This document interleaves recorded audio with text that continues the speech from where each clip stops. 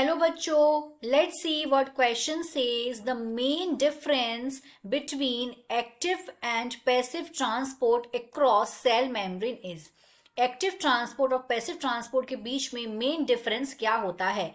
यहाँ पे 4 ऑप्शंस हमें दिए हैं। A, active transport is non selective where is passive transport it selective.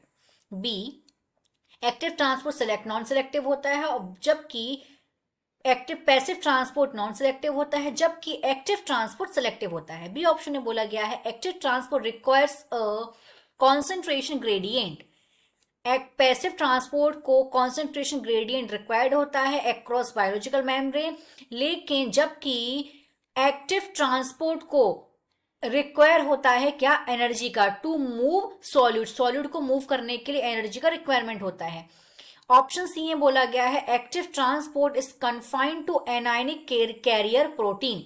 ये एनायनिक कैरियर प्रोटीन के लिए कन्फाइंड होते हैं, जबकि एक्टिव ट्रांसपोर्ट जो होता है it's confined to cation channel protein. जबकि एक्टिव ट्रांसपोर्ट कन्फाइंड होते हैं कैटाइन चैनल प्रोटीन्स के।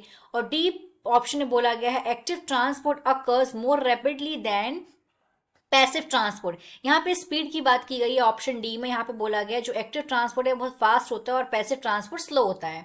तो अगर हम बेसिक डिफरेंस की बात करेंगे एक्टिव और पैसिव ट्रांसपोर्टेशन की, तो पहले हम एक्टिव ट्रांसपोर्टेशन की बात करते हैं। एक्टिव ट्रांसपोर्ट में क्या होता है, कोई भी मॉलिक्यूल अगर हम मॉलिक्यूल की बात करें तो मॉलिक्यूल का जो मूवमेंट होता है, मूवमेंट ऑफ मॉलिक्यूल, जो मॉलिक्यूल का मूवमेंट होता है वो लो कॉन्सेंट्रेशन से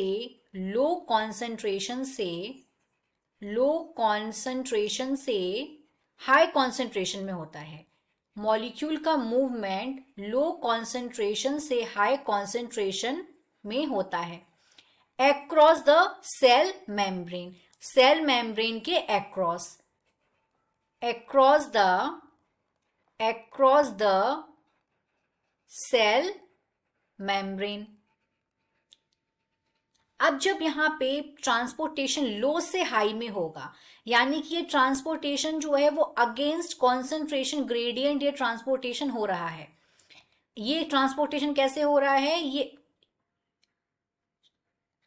ये अगेंस्ट कॉन्सेंट्रेशन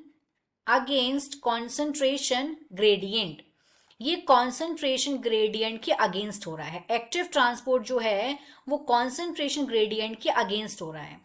जबकि अगर हम पैसिव ट्रांसपोर्टेशन की बात करेंगे, पैसिव ट्रांसपोर्टेशन की अगर हम बात करते हैं पैसिव ट्रांसपोर्टेशन की, तो इनमें बेसिक डिफरेंस ही यही है कि जो पैसिव ट्रांसपोर्टेशन है वो कॉन्सेंट्रेशन ग्रेडियंट के अगेंस्ट नहीं होता है, वो उसका ट्रांसपोर्टेशन कॉन्सेंट्रेशन ग्रेडियंट से ही होता है। Concentration gradient. अब हम अगर एक्टिव ट्रांसपोर्टेशन की बात करें, यहाँ पे एनर्जी खर्च होती है, यहाँ पे एनर्जी का एक्सपेंडिचर होता है। एक्टिव ट्रांसपोर्टेशन में रिक्वायरमेंट होती है किसकी, एटीपी, क्योंकि यहाँ पे एनर्जी का कंजप्शन होता है। एक्टिव ट्रांसपोर्टेशन में एनर्जी का क्या होता है, कंजप्शन होता है। एक्टिव ट्रांसपोर्टेशन में एनर्जी का कंजप्शन होता है। तो इसीलिए अगर आपने सारे ऑप्शंस को देखेंगे तुम्हारा बी ऑप्शन एकदम करेक्ट है।